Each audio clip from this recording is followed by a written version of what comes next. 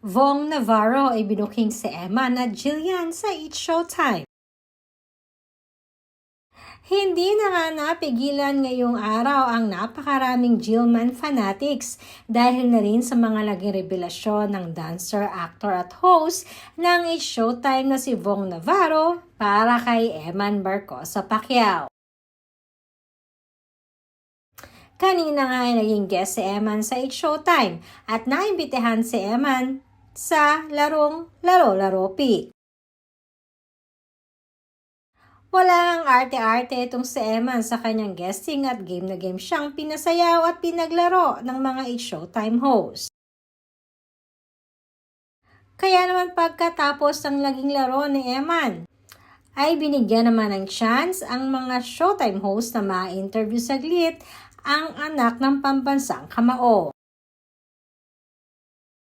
At dahil nga kauna-unahang pagsabak ito ni Eman sa isang teleserye, kaya naman na-curious ang nagtanong ang mga Showtime host.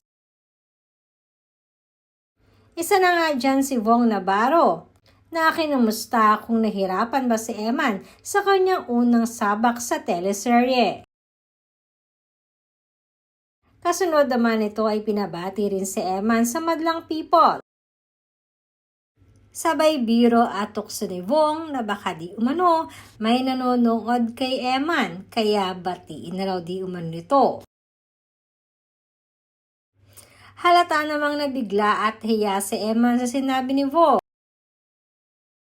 Na pagkasabi nga ni Vong ay para bang alam na talaga ng madlang people kung sino nga ba ang tinutukoy ni Vong Navarro sa kanyang mga salita. Eman baka mamaya may nanonood sa'yo ngayon dito. Hello!